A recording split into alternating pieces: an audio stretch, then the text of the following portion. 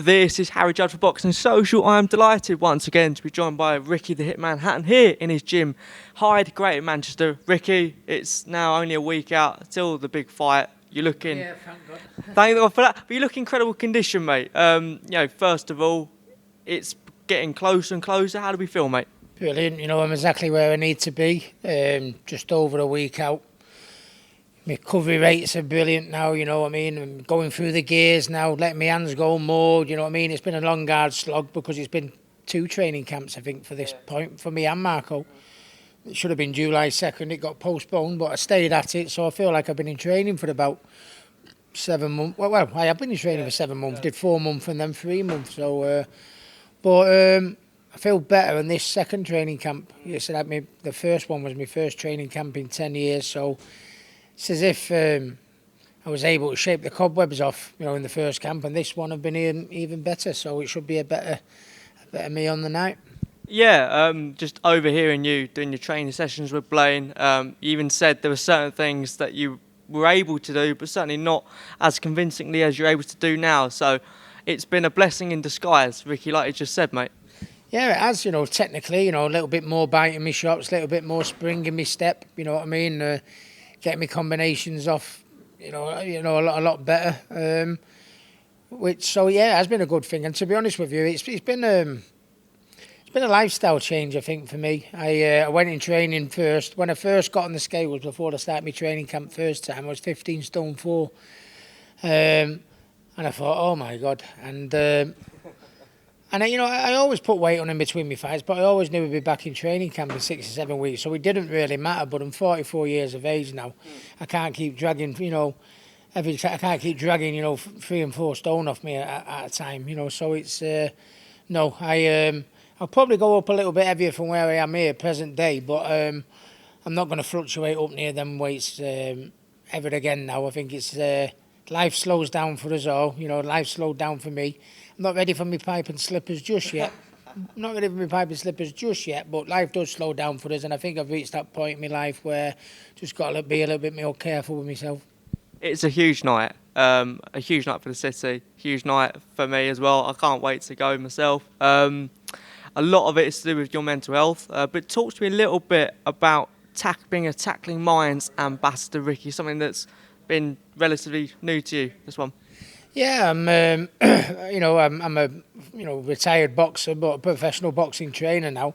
But I'm also seeing my job as being an ambassador for mental health. I'm an ambassador for the Frank Bruno Foundation. I'm an ambassador for Tackling Minds. Me and Frank are of the opinion if you've got something weighing on your shoulders or in between your ears that's really stressing you out and you can't shake it off, medicine sometimes is needed, but I think the best thing is exercise. Go to the boxing gym, get a sweat on, get rid of some endorphins, really, let some steam out.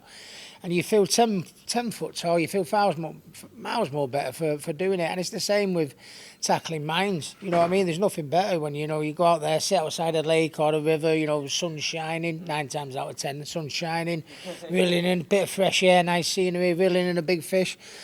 And those are they're the 2 patrons I am of, but it's all based on, whatever you've got on your mind, don't sit on your bum and feel sorry for yourself.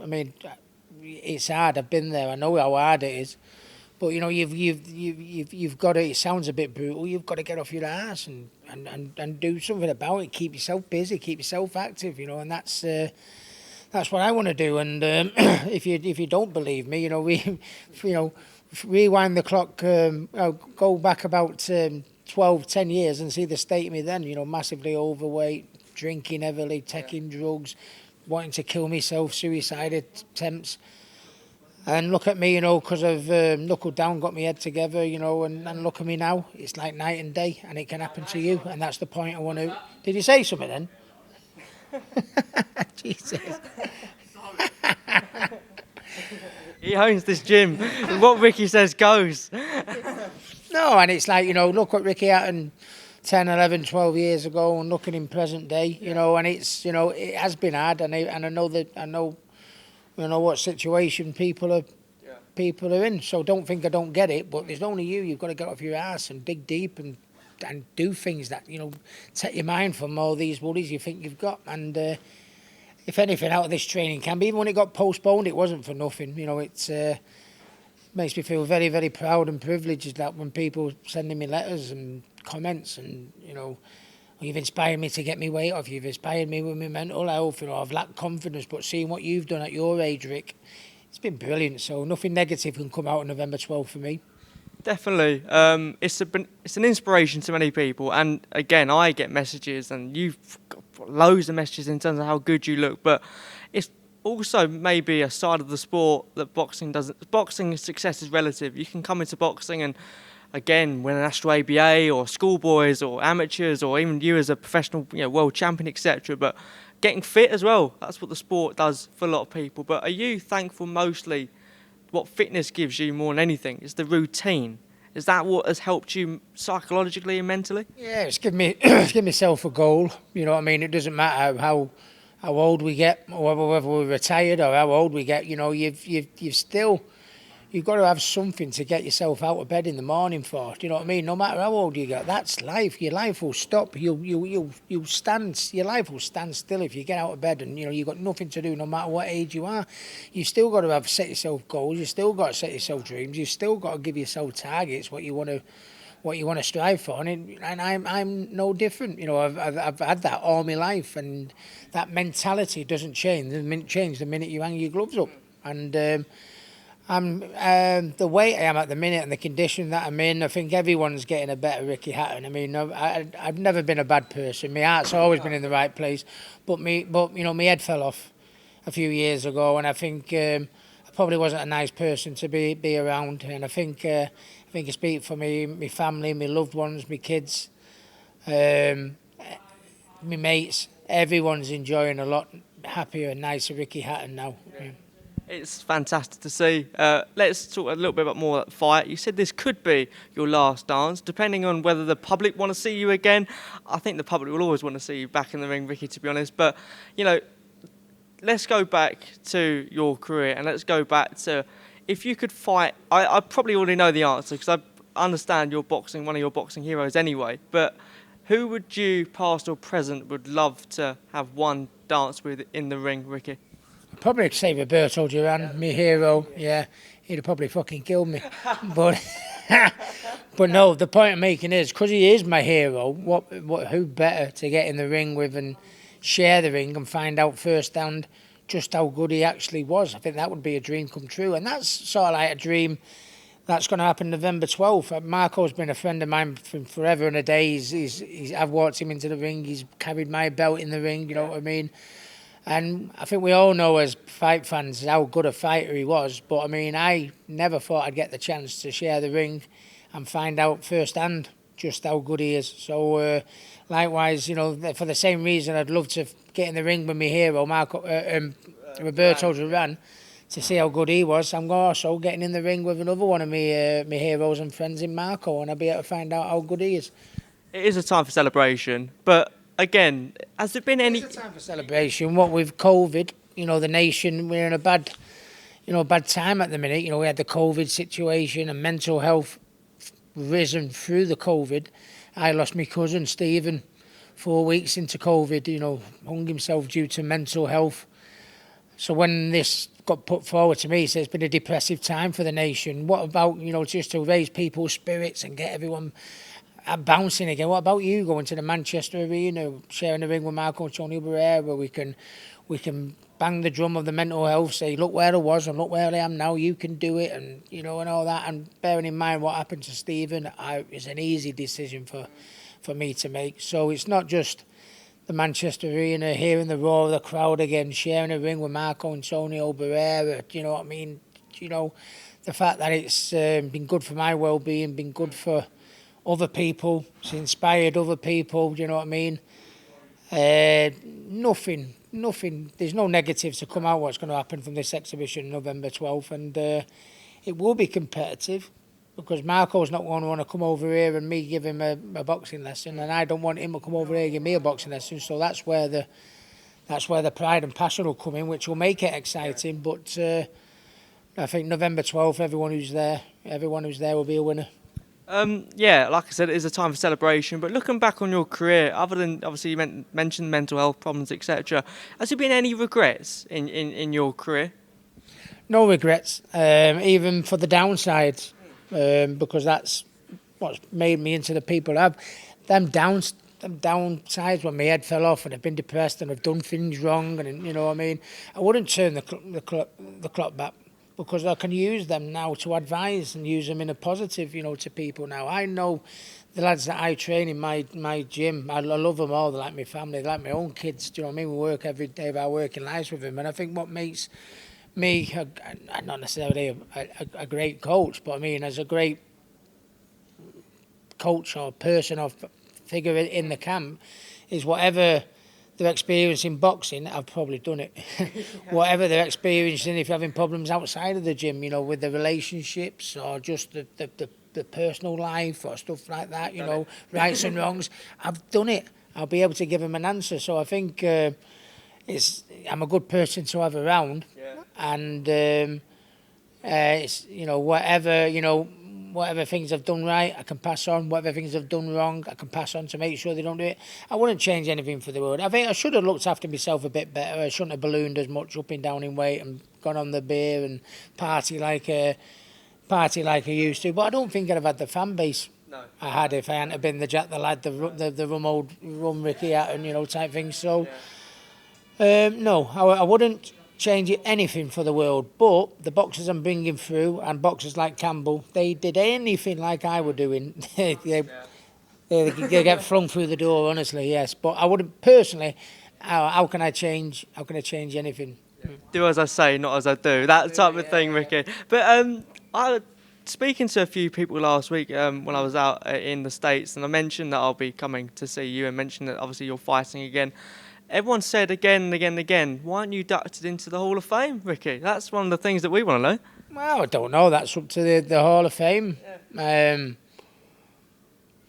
don't really got an answer for that. I mean, I've been very proud of what I've done in boxing and what I'm trying to still do. I mean, as a fighter, I won my world titles in 2 weights.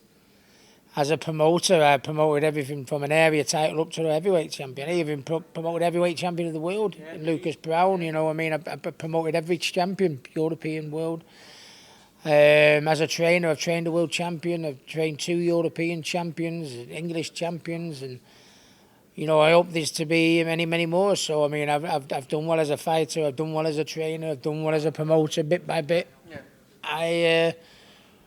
I'm very, very proud of what I've done in boxing, and if the day comes where I go to the Boxing Hall of Fame, needless to say, when you first lace your gloves on as a toddler, you don't think of Hall of Fame. So if that day comes, great. But that's for the Hall of Fame to decide. Of course it is, yeah. Someone else is doing really, really well out there in Dubai at the moment with Matthew is Campbell Hatton.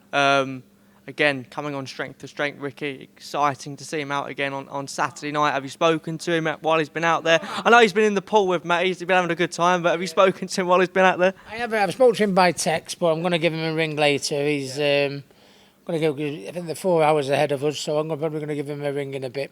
He's got his weigh-in tomorrow, but from what I'm hearing from Matthew, his weight's all right. He's feeling nice and sharp, nice and relaxed. Lovely place to be boxing, and he deserves it. He's worked hard for it. He's showed improvements, with each of his fights, from myself personally. Just want to see him maintain that quality. He starts off early, like $1 million, and he loses his way a little bit, gets a little bit too involved.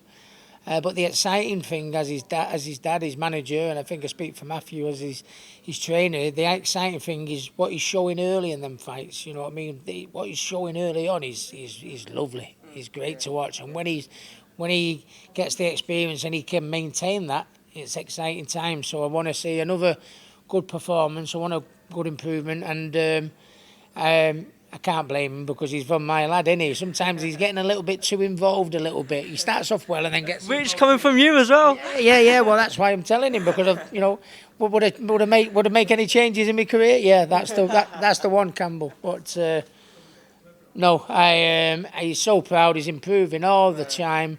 And he don't need me to tell him what he's doing in them first few rounds. He needs to do for the 06 at the minute. And when he does that, he's going to start impressing people even more.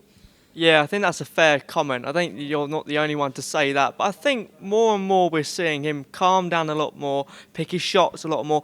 The body work, I'm not being funny. It's brilliant, isn't it? The last fight, we got that because his last fight was a tough one. Everyone thought he might have had his hands full, and he didn't. He won every round comfortably. But the pleasing thing for me and Matthew is we know as well as he did last time, and as much as everyone was impressed, we know he can do better. Yeah. Do you know what I mean? He come out there nice and relaxed, judging his distance, bang, body shot, and then the next few rounds he just tightened up that little bit more. That's the one thing we want to cut out from his game. And when he does that, and what he's doing in them early rounds, when he maintains that for the full duration, then it's exciting times. Yeah.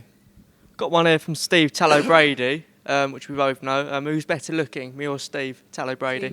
Steve Tallow Brady. Steve Brady, who? Johnny Bravo. But I asked him because I said I was coming to see you. He mentioned about Jack and just how important his career has been so far, and obviously with Tameside, etc. Yeah, how much is he coming on as an amateur? Jack's doing well, I mean, the problem with Jack, I think he started boxing. I think I speak for Matthew and Jenna.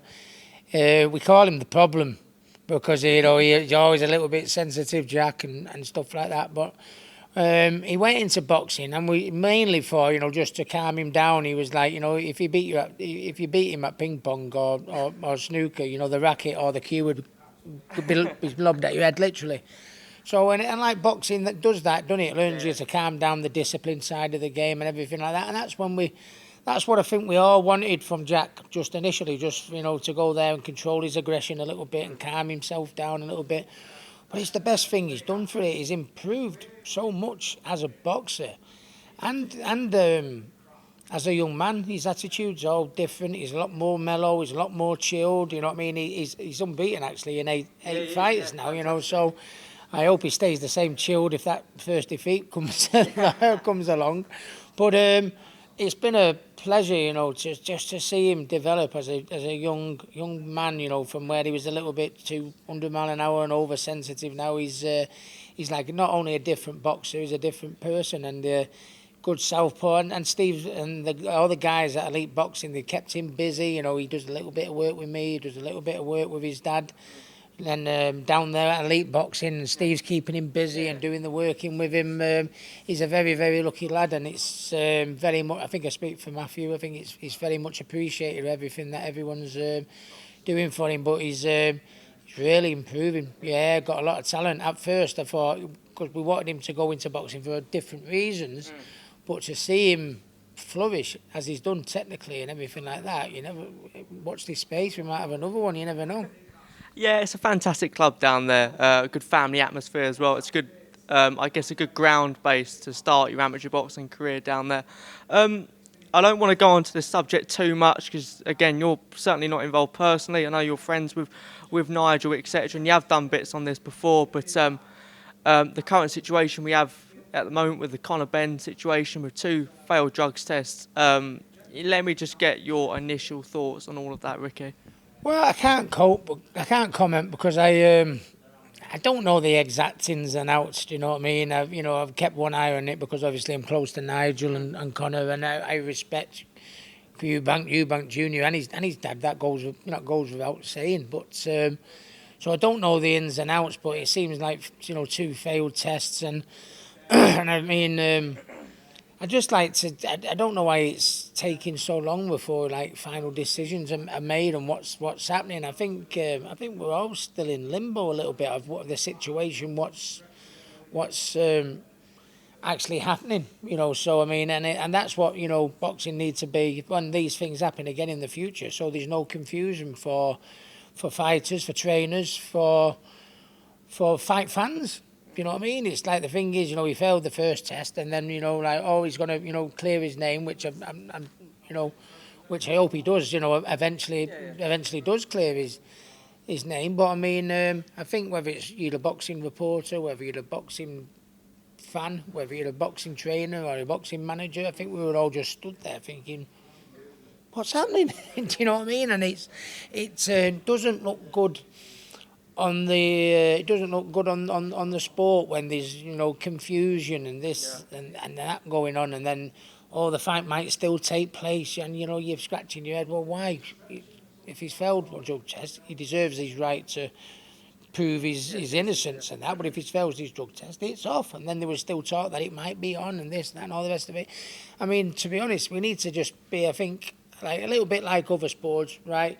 He's failed that test, so that's that, and you've got a certain length of time to clear your name. And I think that's where where it's done. Connor said one thing, and give him the benefit of the doubt, let him try and prove his innocence. And if he does. But I think when these results are, they do come forward, and someone has a banned substance in the performance enhancing drug in the system. It should be right, bang, that's it. No fight, no this, no that. You're banned until you prove otherwise. And I think everyone then knows. Well, right, we know where we stand with it. But in boxing, as in everything boxing, everything just seems to still be up in the air, and you don't know, do you? Are you in favour of a blanket, ban, lifetime bans? Are you in favour of those or not? I don't know, because I don't mean in terms of this specific example. Again, I just mean in general. Because everything's a different circumstance. You know what I mean? You don't know what they take. There's so much in. You can get something from the doctor can prescribe you something, and it can be something like that. That means if something's in your system, and a doctor's prescribed it to you, then you should be given an exception. Maybe. I think you've got to look into the situation. But I think you've got to look into the situation, make your decision, make it quick, and keep everyone in the loop straight away. You're a little bit stricter with everything. Quickly picking this back up, Tyson Fury, Fury-Chisora, a lot of criticism in terms of that fight. You've had Tyson here, you're good mates with him. What are your thoughts on that one, mate? Well, I think it's people who turn up for it, you know what I mean? Two characters, you know what I mean? I think it's always going to be, and not Tyson's fault, not Derek's fault, it's always going to be a good big come down from Tyson Joshua, which is what we was looking forward to. That's no disrespect to Derek or Tyson, but no, I think, at the end of the day, Tyson's got to move on with it, if it, for whatever reason, and, no finger being pointed at anyone, if it's not going to happen, Tyson has to move on with his career and get someone.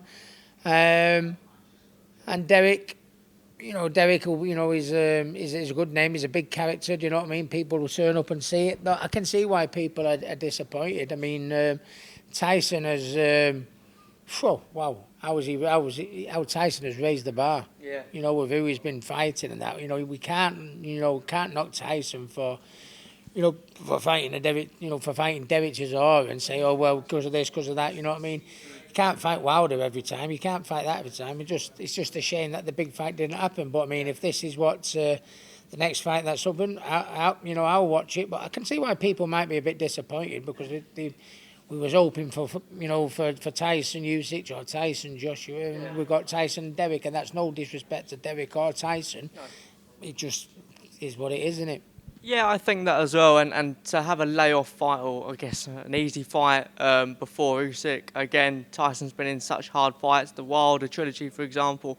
But quickly then, before we end, there are talks of AJ Wilder next year in the Middle East. I think that's the fight we all want to see. Just your thoughts on that one before we finish, Rick. You pay for that one. I mean, AJ's, good technical in your face. You know what I mean? Solid, heavy puncher. Deontay Wilder, do you know what I mean? If Deontay hits AJ, he doesn't need me to tell AJ, you know what I mean? He could be in a little bit of trouble. But on the other hand, might be a good time for AJ to get him, because he's had them 3 wars with Tyson Fury. That's miles on the clock. And AJ's a little bit fresher. Everyone's going on about his last 2 fights. He lost to Usyk, but give him a fucking break. He lost to Usyk.